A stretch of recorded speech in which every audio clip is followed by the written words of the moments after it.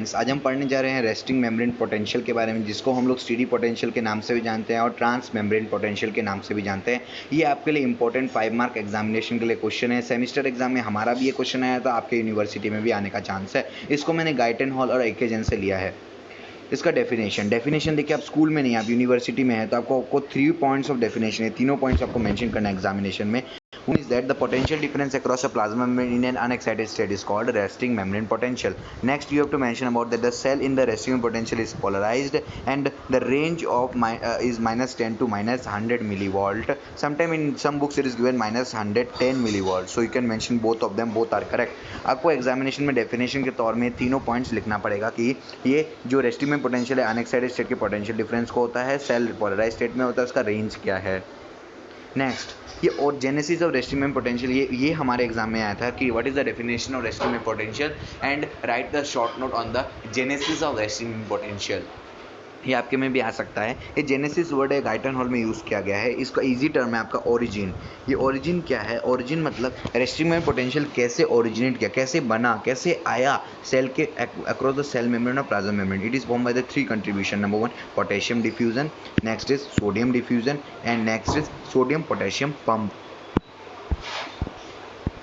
Contribution of potassium ion, अगर हम लोग एज्यूम करते हैं कि सिर्फ केवल पोटेशियम आयन ही डिफ्यूज कर रहा है across the cell membrane, then we will see that the contribution of the potassium ion will form the resting potential to be minus 94 millivolt. इसका मतलब क्या है? अगर हम लोग देखें कि एक सेल मेम्ब्रेन है, उसके अंदर 35 पोटेशियम आयन है और उसके बाहर कितना होगा? 1 potassium ion, because the ratio of potassium ion to the inside to the outside is 35:1। मतलब अगर 35 पोटेशियम आयन अगर अंदर है तो 1 पोटेशियम आयन बाहर होगा। इसका मतलब concentration the potassium ion is high on the inside than on the outside, therefore it have a tendency to move from inside to the outside। अगर हम लोग देखिए इनसाइड से आउटसाइड मूव करता है तो हम लोग का पोटेशियम कितना बनेगा? रेस्टिंग पोटेंशियल हम लोग का -94 मिलीवोल्ट बनेगा, -94 मिलीवोल्ट बनेगा।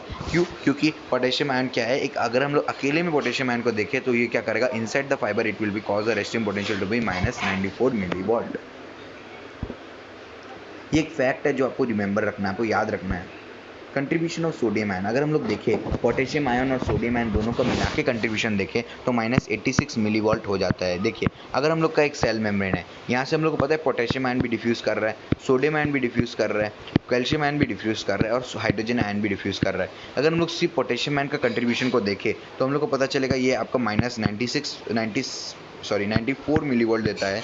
और अगर इन दोनों का कंट्रीब्यूशन देखें तो हम लोग को पता चलेगा ये -86 मिलीवोल्ट देता है, ये 86 मिलीवोल्ट देता है। तो वही दिया है normal nerve fibre the permeability of the membrane to potassium ion is 100 time greater as the permeability of the sodium ion. Using this Goldman equation multiple ions के कंट्रीब्यूशन को कैलकुलेट करने के लिए यूज किया जाता है। वैसे इसमें मल्टीपल आयन्स क्या क्या है? पोटेशियम आयन और सोडियम आयन। इन दोनों का कंट्रीब्यूशन को हम लोग कैलकुलेट करके जोड़े तो हम लोग को मिलेगा the potassium resting potential is -86 millivolt. पर हम लोग को पता है कि resting potential of a nerve fibre is -90 millivolt. Okay, it's -90 millivolt. पर इसमें तो अभी तक हम लोग को -86 ही मिलीवोल्ट मिला, पर ये -90 मिलीवोल्ट कहाँ से आया? -4 मिलीवोल्ट की अभी भी हमें पास कमी है। मैं बोल रहा हूँ कि अभी तक हम लोग को पता था -86 मिलीवोल्ट हुआ by the contribution of potassium ion plus sodium ion, दोनों के कंट्रीब्यूशन से अभी तक हम लोग के पास पता चला कि -86 मिलीवोल्ट हुआ। लेकिन अभी भी -4 मिलीवोल्ट की कमी है। वो -4 मिलीवोल्ट की कमी के पूरा करने के लिए आता है सोडियम पोटेशियम पंप। ये सोडियम पोटेशियम पंप क्या है उसका मेरे पास सेपरेट वीडियो है जो आप देख सकते हैं सोडियम पोटेशियम पंप को।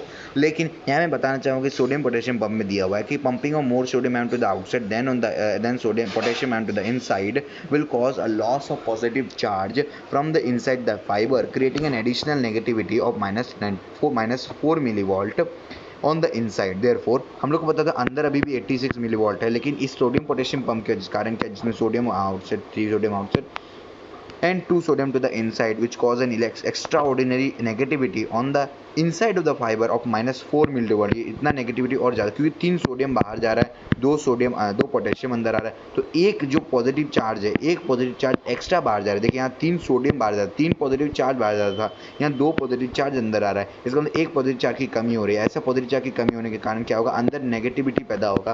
वो नेगेटिविटी कितना होता है? -4 मिलीवोल्ट होता है और वो उसमें कंट्रीब्यूट करता है -86 में और बना देता है -90 millivolt. -86 -4 -86 plus -4 is equal to -90 millivolt.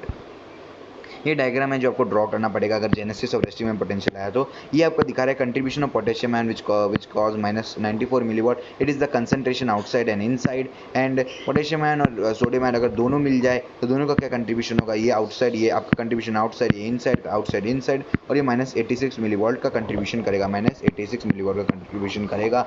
और ये जाके आपका ये क्या दिया हुआ है, सोडियम पोटेशियम पंप के बारे में दिया हुआ है। ये अगर आ जाए तो इसका -4 मिलीवॉट का कंट्रीब्यूशन होता है और टोटल मिला के ये आपको बना देता है -90 मिलीवॉल्ट.